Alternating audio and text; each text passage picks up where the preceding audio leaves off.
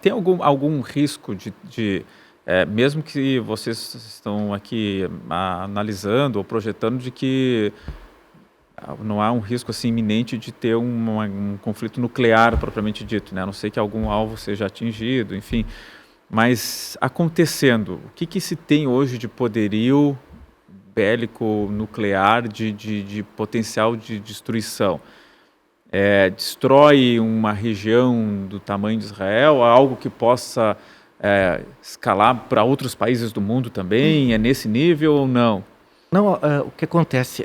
A nossa geração, todo mundo foi educado naquela lógica da destruição mútua assegurada que é o MED. Então tinha aquele filme O Dia Seguinte, que todo mundo ficava apavorado que as cidades eram destruídas e tal, mas o que acontece?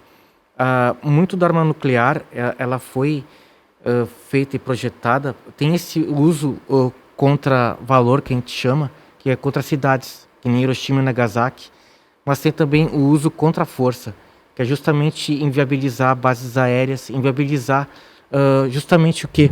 Os mísseis quando eles estão enterrados no solo. E aí é um uso que é viável, porque o que acontece? Quando a arma nuclear, aí sim, como eu estava explicando antes, quando ela cai muito perto de um silo enterrado, ela gera uma pressão que a gente chama de libras por polegada quadrada. Então, quanto maior for o rendimento da arma no nível megaton, quanto mais forte ela for, no caso, mais ela consegue destruir os mísseis que estão enterrados, né? Então, isso era o uso contra a força, que muito era o que a gente chamaria de fogo contra a bateria, né? Então, eram mísseis contra mísseis. Isso era muito, como posso dizer, viável antigamente. Agora, ainda mais com esses sistemas de guiagem, que a gente tem o GPS norte-americano, a gente tem o Beidou chinês, o GLONASS russo, que ele diminui o quê? O erro circular provável.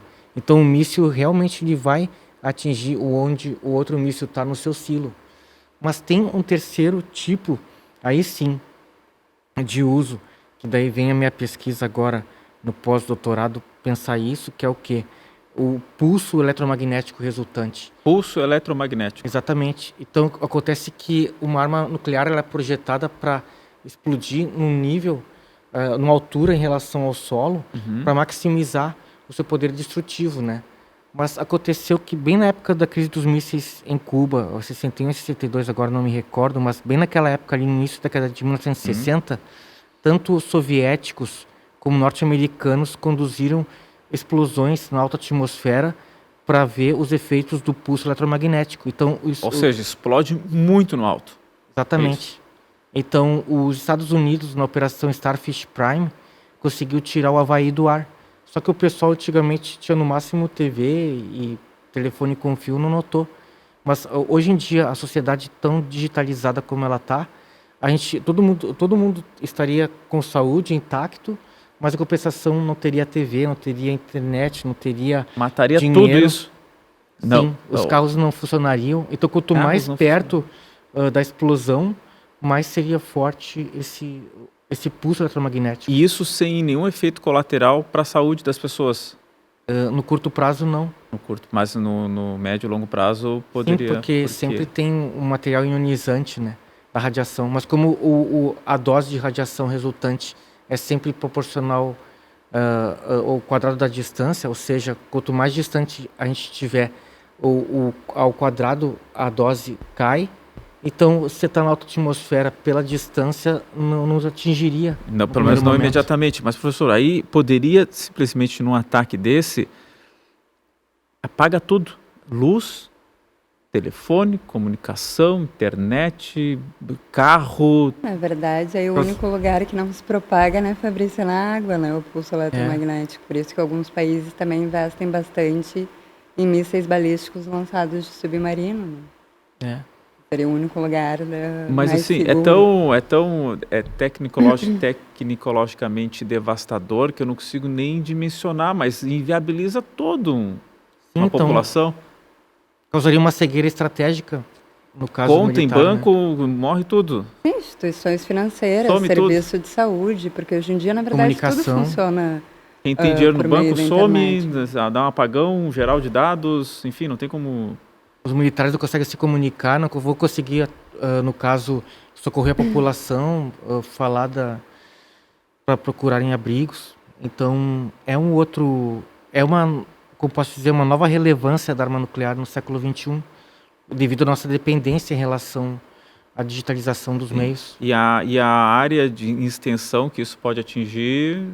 Depende do rendimento da arma atômica. Então, por exemplo, depende também da altura em relação ao solo onde ela explode. Então, se é uma bomba atômica que hoje a gente chama de tática, que nem explodiu em Hiroshima e Nagasaki, ela vai ter um alcance. Mas, por exemplo, nessa operação que tirou o Havaí do ar, basicamente foi um artefato atômico de 300 quilotons, ou seja, ele já era muito mais, com rendimento muito maior que Hiroshima e Nagasaki, várias vezes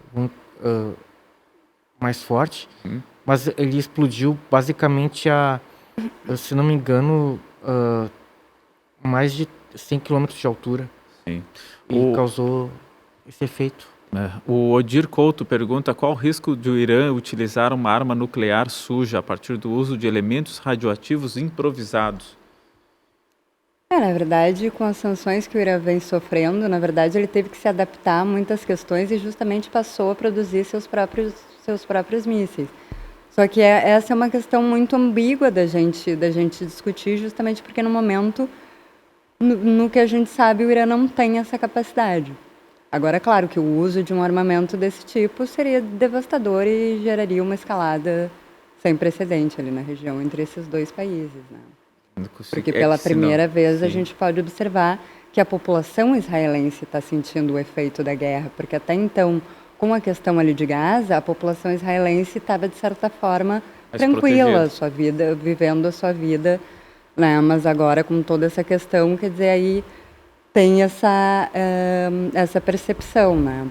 E sobre o que o Fabrício estava falando, da questão do pulso eletromagnético, a gente tem que pensar também nos efeitos disso a longo prazo, como tu perguntou da saúde, mas pela própria questão psicológica, né? Se a gente for pensar, todos nós acostumados com os nossos celulares, toda a vida que a gente leva, pensar nisso num dia, aí 2, aí 3, aí de repente uma semana, aí eu costumo brincar com isso, nada. Que não é até uma coisa para a gente brincar, mas eu costumo que se isso demorasse muito tempo, aí sim a gente veria um apocalipse zumbi. Entende? Porque realmente seria o caos. Seria uma desorientação completa. Completa, porque seria a gente voltar para um tempo em que a maioria das pessoas não estão acostumadas. A gente aqui vem de uma época em que não existia internet, mas nem a gente consegue imaginar voltar para isso. Mas isso seria possível, assim, teoricamente, né, falando em tese aqui, numa extensão específica, não de um mundo todo ser atingido por isso. Ou em tese, falando de novo, que teoricamente poderia acontecer? Na verdade, do mundo todo se espera que não, né? Porque aí dependeria muito da quantidade de mísseis, da quantidade de explosões que gerariam esse pulso eletromagnético.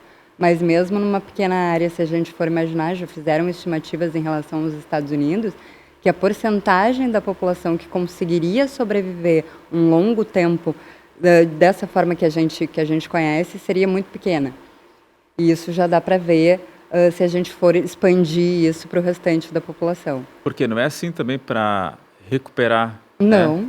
Exatamente, porque tu imagina como se fosse um curto-circuito em todo o sistema que a gente conhece. E o Irã teria condições de, sempre falando teoricamente, né, mas assim, de lançar do Irã para os Estados Unidos algo desse tipo? Ou seria mais para Israel mesmo?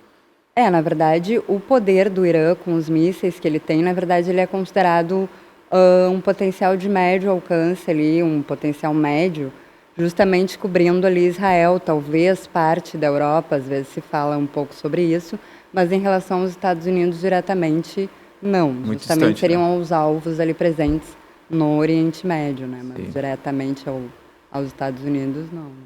Nossa, professor, é assustador, né? Mesmo que, claro, que a integridade das pessoas se mantenha no primeiro momento, saber que a possibilidade de um território inteiro sofrer um apagão absoluto de tudo, de carro, de comunicação, de internet, de banco, tem como uma população se orientar assim?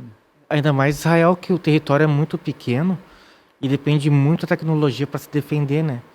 E o que acontece também nos riscos, como a gente estava falando, mais de médio e principalmente de longo prazo. Até eu escrevi ano passado recentemente um artigo pensando na grande questão que daí sim é muito preocupante, de grupos paramilitares terem acesso a armas atômicas, né? Daqui a pouco um Hezbollah ter acesso a uma arma atômica. Então todo o nosso trabalho de monitoramento, de pesquisa e justamente a própria questão de Israel ter ou não ter bomba atômica, mas é um Estado, mas daqui a pouco, pensando no médio e longo prazo, imagina um grupo paramilitar ter acesso a esse tipo de armamento, sem controle, sem onde é que está, o que ele vai fazer, o que ele pode causar, né? Sim, esse é inclusive um dos motivos também que os Estados Unidos e Israel defendem tanto a ideia do Irã não possuir esse tipo de armamento. Sim. Pelo risco maior de justamente esses grupos terem acesso a esse tipo de tecnologia. Né? São 6h24.